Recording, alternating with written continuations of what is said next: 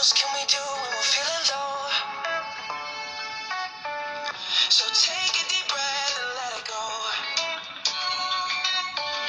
You shouldn't be drowning on your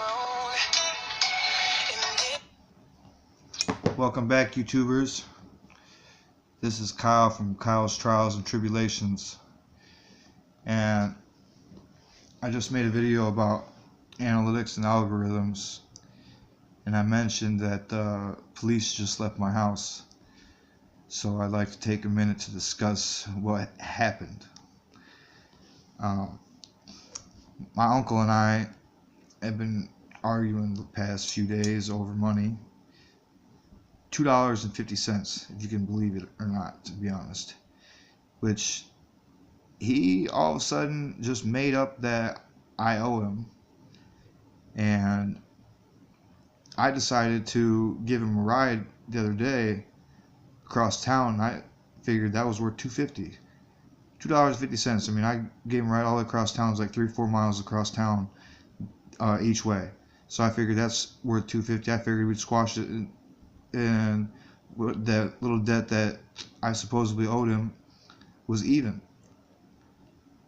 Little did I know, he's been holding a grudge, and today he's been trying to come over all day since 7 o'clock this morning. I've been getting knocks on my door, bang, bang, bang. Hey, you owe me $2.50. He's yelling on my front door. And I just haven't answered. I answered the door. I've been avoiding him all day.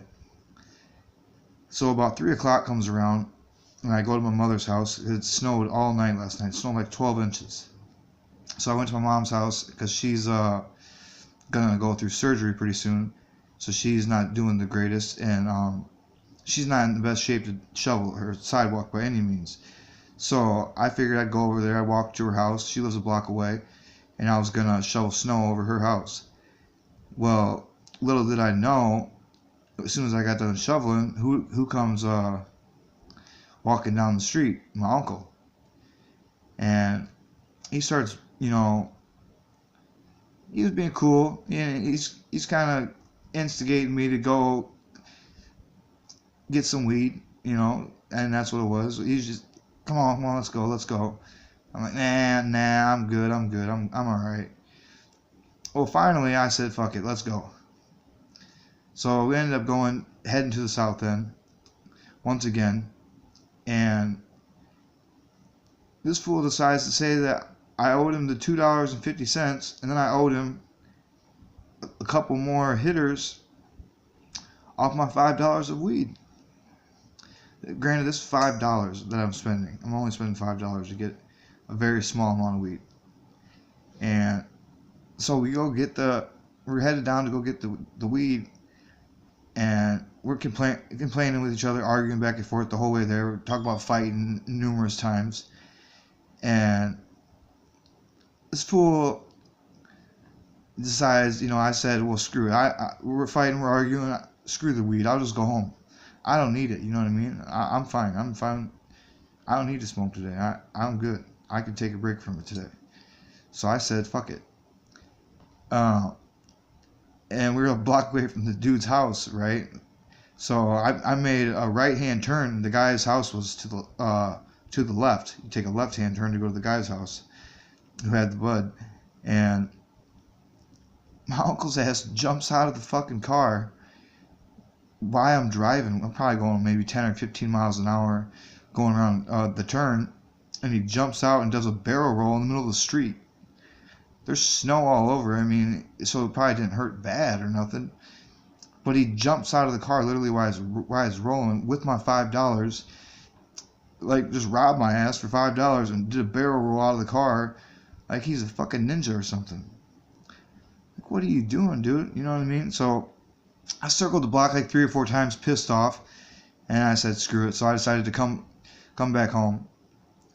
And I stopped at my mom's house, and I was talking to her again, and I was like, this fucker stole my $5, blah, blah, blah. I was telling her what happened, and I was going to go reciprocate and go do something to him. I was going to go cause damage to his house. I was going to go do something to his house, and she talked me out of that. She said, just you know, if he's bugging you that bad, blah blah blah, because he comes into my house every single day like clockwork, probably 5 to 10 times every single day, and he'll knock on my door for 5 minutes to 20 minutes per time, every day. He's been doing this for years now. Every day, I mean, like clockwork. He's homeless, so he just tries to shack up at my house, and he just comes to my house every single day. So I said, screw it, you know, maybe we'll get a trespassing order or something, so he can't come to the house no more. So we called the police, and the police came or whatever, but the police, at first actually they told us, no, don't, you know, we're busy right now. If he comes back, you know, if he comes back to your house, give us a call and we'll come tell him to leave. So I said, all right, you know, I'll do what you guys say. That's fine. I'm not trying to provoke nothing or instigate no problems.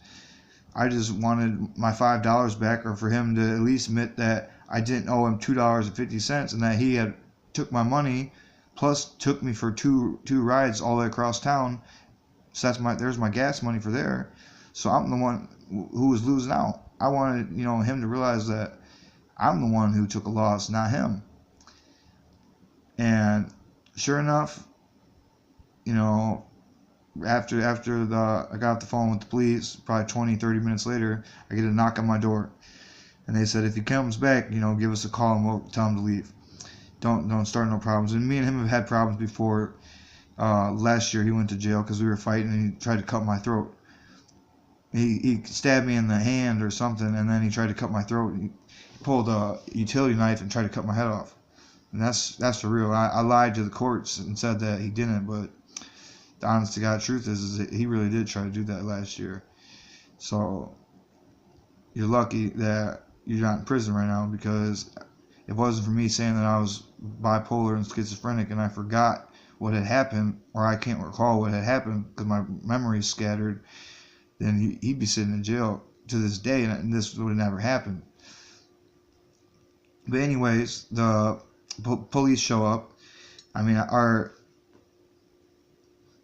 I called the police as he's knocking on the door, and I just turned on my music, and I figured I'd wait for him to get there. So he's knocking on my door for a good 20-30 minutes, and then the cops finally show up, and they're talking to him, whatever, and they ended up giving him a notice just saying that, hey, you know, if you come back here, you can get arrested, or you could get a ticket for trespassing. You're not supposed to come back to this property no more. So that's just something simple. I don't hate my uncle. I still love my uncle, but we just can't get along. It's always over weed. It's always over weed. It's something so stupid, and it's always over small amounts, like one fucking hit or $5. You know what I mean? It's never like $100 or an ounce. It's fucking something petty. So, but since he's homeless, that's something to him though. I mean, that one hit means something to him. That one hit's like fucking his livelihood. So they ended up serving him his paper. The police left. He left, and now I'm at a crossroads where Monday they said they want me to go down to the sheriff's office and get a no contact order. So that means he can't come within, you know, a certain vicinity of me. Even he as of right now, he can't come on my property. But if I get the no contact order, he can't come within a certain amount of feet from me. He can't even come near me, no matter where I'm at. Otherwise, he can go to jail. So we'll see what happens with him. But Grandma, I'm sorry that I'm not gonna be able to let him take a shower at my place like I was going to, and be nice to him for tomorrow for Easter. But hey, what can you do? I mean, things happen. I didn't want to get in a physical altercation with him because somebody would have got hurt, and the police would have got called anyways. So I just figured this most simplest thing would just have the cops say, hey, you gotta get out of here, don't come back. And that's what I did. But I'm sure that's gonna blow back in my face, and he's gonna think that I snitched on him. But I don't care. I'm a snitch. Fuck it. There's a lot of fucking snitches out here. You know, I'm snitching over some petty ass shit. I just don't want to fucking have to shoot my uncle. Yeah, that's right. I carry guns, bitch. And I will shoot people. I've shot people before. I'll shoot another motherfucker. I just don't want to end up shooting my grandma's son, my dad's brother, my uncle. Because I'll kill that motherfucker if I shoot him. I got shotguns, AR-15s, SKSs, pistols. You know what I mean? I'm not fucking around out here. So, luckily, last week, I got in another run-in with the police, and the cops came into my house, and I had to hide my guns. I had to put them all up, and so they're all scattered throughout the city. You know what I mean? They're not even in my house. All I had was a little, couple of airsoft guns, BB guns, and shit like that. So I didn't even want to, cause no problems, because I either would have shot him with the damn BB gun or stabbed his ass, but it didn't come to that. So I hope that the viewers and the people who are watching this realize that things went better than they could have went. Somebody could have got hurt. Somebody could have died today. So just think about that. Your ass could have got shot and got murked. I don't want no blood on my carpets. I don't want no blood on my walls. I don't want no body on my hands, especially a family member. But you keep provoking me, huh? And it's this shit that happens every day over this small amount of weed shit that we be fighting for. If you was fighting like that for your kids, the way you do over a hit, you'd be the best fucking dad in the world. Honest to God. But it's not like that. You don't think like I do. You don't put your kids first. Man, I'm too grown to be out here fucking arguing over $5. You know what I mean? Give me my money, or fucking stay the fuck away. Don't come knocking on my door after you did a barrel roll out of my car and stole my $5 like you're fucking crazy or something. Because that's how it went down. You steal my money and you come back to my house. Like, what are you gonna do? Give me one hit out of my weed that I bought anyways? Like, no, I don't want the shit now. You keep that. You know what I mean? The cops are on their way to kick you off my property. I could have told them that you had the weed in your pocket and a little hitter, but I didn't. So you got lucky you didn't get searched. So keep that in mind. Just a heads up, this is Kyle from Kyle's Trials and Tribulations, and I just wanted to explain my side of the story. There's two sides to every story. I'm sure he's got a side of the story that makes me the bad guy. I don't give a fuck. I don't give a fuck, to be honest. Because I know I'm right. So, for everybody who's watching this video, it's called I'm Right. I know I'm right. That's what I'll call it. I'll call it I know I'm right. And the reason I know I'm right is because I'm still here making videos, and I'm gonna be at Easter talking about it to the whole family, and you're not gonna be there because you're gonna make it seem like, oh, like I made you the bad guy. Well, no, you're not uninvited to Easter. You can still go to Easter. You just have to find somewhere else to take a shower, and you have to find alternate transportation to get your ass to Easter. No one's gonna take you now. No one's gonna give you a shower no more. You're screwed. You're on your own now, and you can't come back to my house for at least 6 months, bro. If I bump into you before Monday or on Monday, I might fuck around and go to the courthouse and get that no contact order. Then you can't come near me for 6 months at least. And I've had one of those no contact orders on me before, and I know what it's like, and they suck. If you get within anywhere around that person, you can go to jail. So stay the fuck away from me. Stay the fuck away from my house. Stay the fuck away from my kids. Stay the fuck away from my life. Because it ain't worth it. I don't give a fuck about that weed. I'll quit smoking right now for the rest of my life. I don't need no substances. All I need is my cell phone and some cigarettes. I'm good. And a place to lay my head down. Some food. My priorities. You know what I mean? See Briar. That's it. I don't care about nothing else. I'm not worried about my next hit. I'm worried about what I can do so I don't have to take another hit. And maybe you should be worrying about that yourself.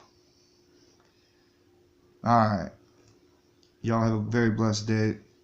This is for the family. This is for the friends. This is for the enemies. This is for the haters. This is for the foes. This is for the police. Shout out to everybody. This is Kyle from Kyle's Trials and Tribulations saying, peace out, y'all. Have a blessed day.